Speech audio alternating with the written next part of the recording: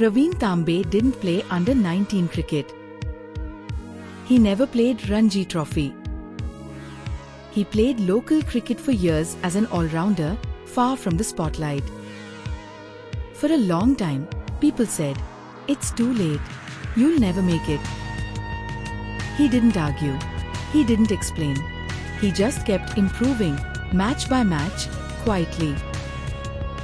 At 41, he made his IPL debut in 2013 for Rajasthan Royals. That season, he took a hat-trick, finished with 28 wickets, and won the purple cap.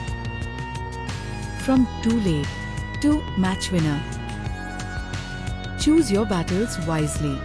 It implies people with big dreams don't waste energy on arguments, they focus on results.